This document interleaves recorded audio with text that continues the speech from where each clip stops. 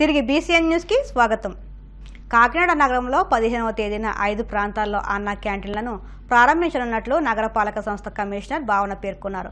Commissioner తన ఛాంబర్లో మీడియాతో మాట్లాడుతూ ఇటీవల రాష్ట్ర మున్సిపల్ శాఖ మంత్రి నారాయణ నిర్వహించిన వీడియో కాన్ఫరెన్స్ వివరాలను వెల్లడించారు. ప్రధానంగా అన్న క్యాంటీన్, డీసిల్ట్ తొలగింపు, సాలిడ్ వేస్ట్ మేనేజ్మెంట్ అంశాలపై మంత్రి నారాయణ చర్చించినట్లు కమిషనర్ భావన తెలియజేశారు.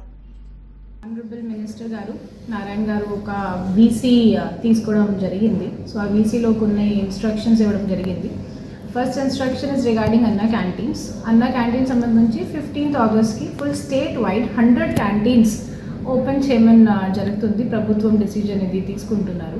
సంబంధించి కాకినాడలో టోటల్ 5 క్యాంటీన్స్ ఉన్నాయి. ఈ 5 క్యాంటీన్ సంబంధించి we are 100% ready. Touch with the agency also. Akshaya Patra agency కాంటాక్ట్లో కూడా మనం ఉన్నాము. నిన్న కూడా మాట్లాడాము.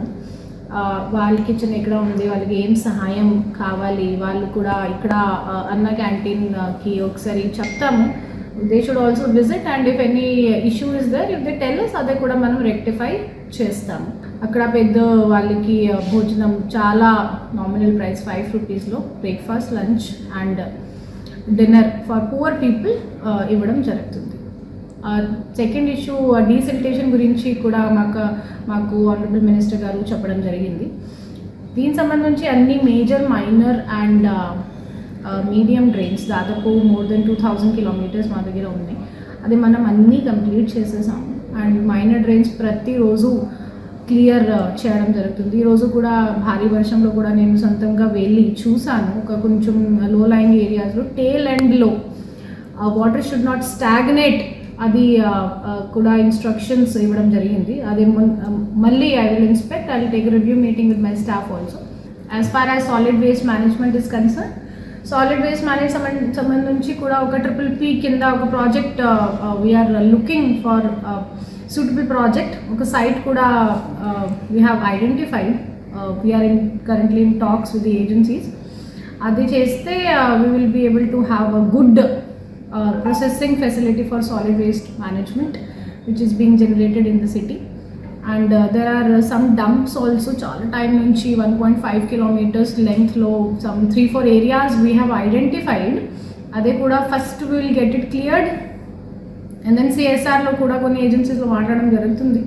అక్కడ ఫెన్సింగ్ పెట్టడం అండ్ తర్వాత బ్యూటిఫికేషన్ చేయడం, different plantation all stretch of రోడ్స్లో కూడా ప్లాన్ చేయడం జరుగుతుంది. This process is under consideration.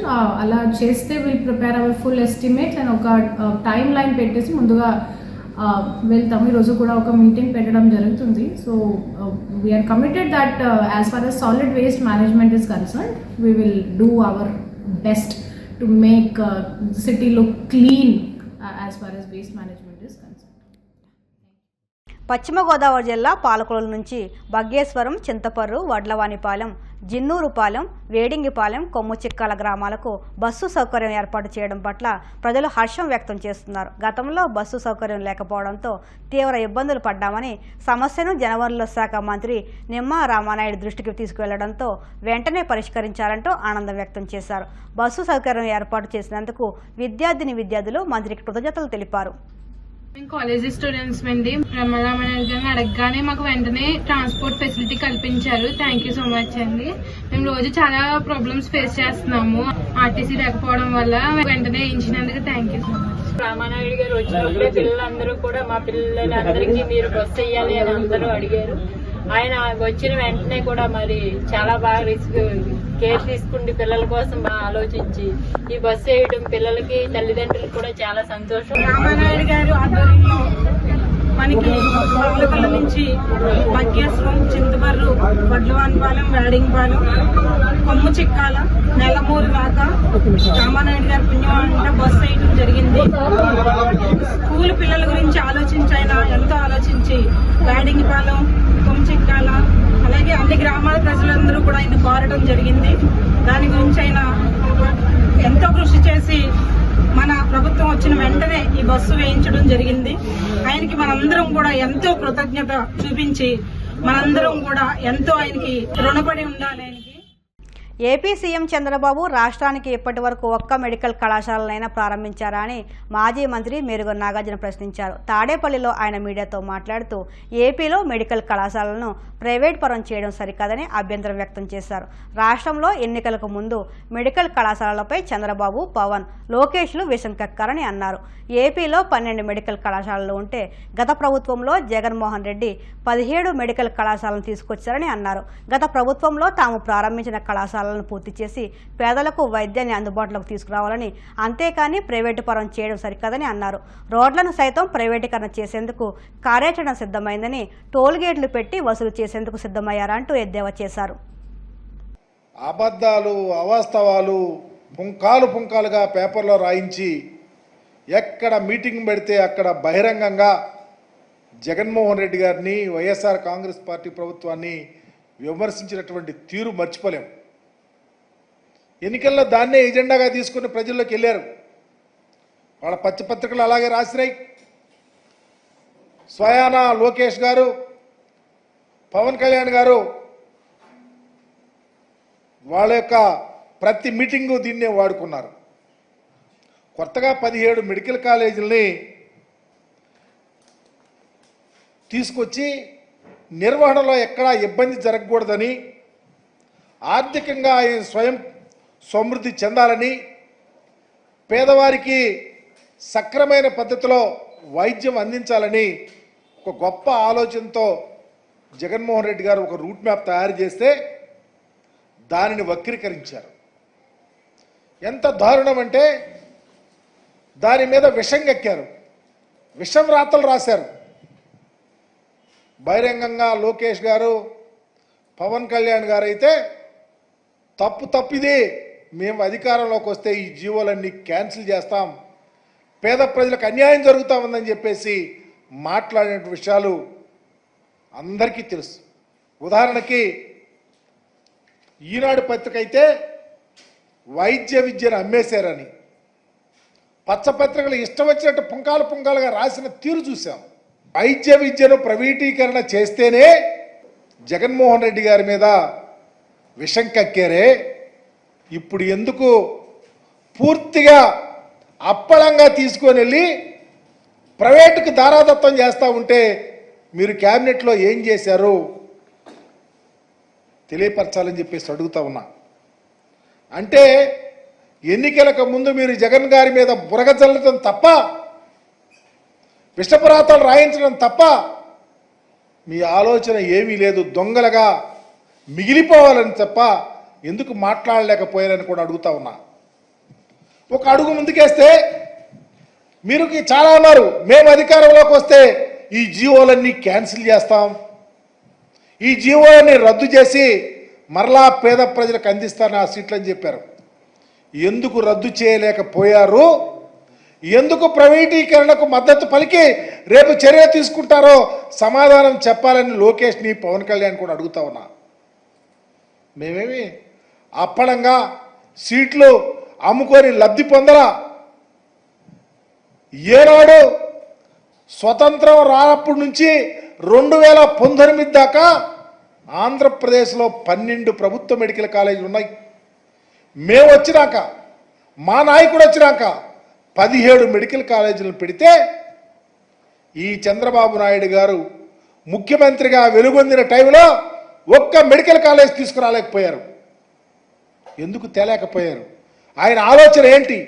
ఈ రాష్ట్రంలో ఉన్న ఏ కులంలోనైనా ఉన్నటువంటి పేదవారి యొక్క ఆరోగ్యం గురించి ఎందుకు ఆలోచించలేకపోయాడో సమాధానం చెప్పమని అడుగుతా ఉన్నాం. 14 ఏళ్ళు ముఖ్యమంత్రిగా ఉన్నారు మీరు, ఎప్పుడైనా ఈ ఆలోచన ఎందుకు రాలేదని అడుగుతా ఉన్నాం. జగన్మోహన్ రెడ్డి గారికి వచ్చింది కాబట్టే పేదలు, ఏ కులంలో ఉన్న పేదలైనా వారు ఆరోగ్యంగా ఉండాలనే ఆలోచనతో, ఒక గొప్ప విజన్తో ప్రతి జిల్లాలో, ప్రతి పార్లమెంట్లోనూ ఒక మెడికల్ కాలేజ్ పెట్టాలని, అవి కూడా గ్రౌండ్ లెవెల్లో ఉన్నటువంటి పిహెచ్సిలకు, సిహెచ్సిలకు అనుసంధానంగా. చేనేత రంగానికి చేయూత ఉన్నట్టు శ్రీకాకుళం జిల్లా బీజేపీ నేతలు ప్రకటించారు. జాతీయ చేనేత దినోత్సవం సందర్భంగా చేనేత కళాకారులను ఆదరించాలంటూ అవగాహన ర్యాలీ చేపట్టారు. మారుతున్న కాలంలో కొన్ని రకాల ప్రవృత్తులు కనుమరుగవుతున్నా చేనేతకు ప్రాధాన్యం తగ్గలేదన్నారు. చేనేత వస్త్రాలకు మార్కెట్లో ఇప్పటికీ మంచి గిరాకీ ఉందన్నారు. ప్రభుత్వాలు కూడా చేనేత అభివృద్ధికి కృషి చేస్తున్నాయని చెప్పారు. జాతీయ చేనేత దినోత్సవాన్ని జరుపుకోవడం జరుగుతుంది. ఏదైతే నరేంద్ర మోడీ గారు తన మనసులో మాట మన్ కీ బాత్ రేడియోలో ఇచ్చినటువంటి సందేశం ఆధారంగా దేశవ్యాప్తంగా చేనేత వస్త్రాలను ధరించాలి, చేనేత కార్మికులకు వెన్నుదన్నుగా ఉండాలి, విస్తృతమైన ప్రచారం కల్పించాలని చెప్పి పిలుపునివ్వడం జరిగింది. అందులో భాగంగానే మన శ్రీకాకుళం జిల్లాలో కూడా భారతీయ జనతా పార్టీ మరియు అనేక స్వచ్ఛంద సంస్థలు, లయన్స్ క్లబ్, జేసీఐ లాంటి సంస్థలు కూడా ఈరోజు భాగస్వామి అయ్యి ఇక్కడ మనం ఈ శ్రీకాకుళం జిల్లా కేంద్రంలో ఒక ర్యాలీ చేనేత కార్మికులకు వెన్నుదన్నుగా వాళ్ళ చైతన్యం కలిగించేలాగా, ప్రజలకి ఒక అవగాహన కలిగించేలాగా నగరంలో ఒక ర్యాలీ తీసుకోవడం జరిగింది. ఈరోజు తీసుకుంటే దేశంలో ఉన్నటువంటి చేనేత కార్మికులు అనేక మందికి అన్ని రాష్ట్రాల్లో కూడా ఎక్కడైతే ఉన్నారో వాళ్ళందరికీ కూడా అనేక విధాలైనటువంటి వాళ్ళకి నిధులు కూడా కేటాయించడం జరుగుతుంది. రాష్ట్రాల్లో ఉన్నటువంటి ప్రభుత్వాలు ఆ నిధులను ఆ రాష్ట్ర పరిస్థితులకు అనుగుణంగా వాళ్ళకి క్లస్టర్ల రూపంలో అభివృద్ధి చెందే విధంగా వాళ్ళకి కావాల్సినటువంటి పనిముట్లు ఇస్తూ వాళ్ళకి గిట్టుబాటు అయ్యేలాగా మన అనేక చర్యలు చేపట్టడం జరిగింది. అలాంటి సందర్భాలు అనేక ఉన్నాయి. దీంతో పాటుగా ఎవరైతే చేనేత కార్మికులు ఉంటారో వాళ్ళకి జమ్ పోర్టల్ అని చెప్పి ఇండియాలో ఈ పోర్టల్ ద్వారా వీళ్ళు డిజిటల్ రూపంలో వీళ్ళు చేసినటువంటి అనేక వస్త్రాలను నేరుగా దేశవ్యాప్తంగా అమ్ముకునే విధంగా వాళ్ళకి ఒక మంచి ఉపకరణాన్ని కూడా మనం ఇవ్వడం జరిగింది. ఇలాంటి అనేక ఉన్నాయి. రుణాలు ఇవ్వడం జరుగుతుంది, క్లస్టర్ ద్వారా అభివృద్ధి చేయడం జరుగుతుంది. ఇవన్నీ కూడా వాళ్ళు ఆకలింపు చేసుకొని చేనేత కార్మికులు దాని నుంచి సస్టైనబిలిటీ అయ్యి వాళ్ళు దాన్ని ఎదిగేందుకు వీలుగా, వాళ్ళ జీవితాలు బాగుపడేందుకు వీలుగా నరేంద్ర మోడీ గారు, ఈ రాష్ట్రంలో చంద్రబాబు నాయుడు గారు, పవన్ కళ్యాణ్ గారు ఇలాగ అనేక కార్యక్రమాలు ముందుకు తీసుకెళ్లే ఆలోచనతో మనం ఈ కార్యక్రమాలని మనం రూపొందించుకొని ముందుకెళ్లడం జరుగుతుంది. తెలుగు చలనచిత్ర నటుడు సంతోష్ శోభన్ కుటుంబ సభ్యులతో కలిసి నైవేద్య విరామ సమయంలో వెంకటేశ్వర స్వామిని దర్శించుకున్నారు. దర్శనానంతరం వీరికి రంగనాయక మండపంలో ఆలయ అధికారులు తీర్థప్రసాదాలు అందజేశారు. అనంతరం ఆలయం వెలుపల సంతోష్ శోభన్తో అభిమానులు, భక్తులు ఫోటోలు దిగారు. వార్తలు ముగించే ముందు ముఖ్యాంశాలు మరొక్కసారి. చిలకలూరిపేటలో టిడ్కో గృహ సముదాయాన్ని పరిశీలించిన మంత్రి నారాయణ. పనుల పురోగతి, వసతులపై అధికారులతో చర్చ. శాసనసభ సమావేశాల్లో అందరికీ మాట్లాడే అవకాశం ఇస్తామన్న స్పీకర్ అయ్యన్న. త్వరలోనే ఎమ్మెల్యేలకు శిక్షణా తరగతులు నిర్వహిస్తామని స్పష్టం. అన్నవరం సత్యనారాయణ స్వామి ఆలయంలో ధ్వజస్తంభానికి బంగారు తాపడం. 1800 గ్రాముల బంగారం వినియోగించామన్న ఇన్ఛార్జ్ ఈవో రమేష్ బాబు. జగన్ హయాంలో 17 మెడికల్ కళాశాలలు వచ్చాయన్న మాజీ మంత్రి మేరుగా. వైద్య కళాశాలను పూర్తి చేసి వైద్యాన్ని అందుబాటులోకి తీసుకురావాలంటూ సూచన. ఈ వార్తలు ఇంతటితో సమాప్తం. మరిన్ని వార్తల కోసం BCN digital YouTube channel, Facebook పేజీని ఫాలో అవ్వండి. అప్డేట్ వార్తల కోసం ప్లీజ్ సబ్స్క్రైబ్.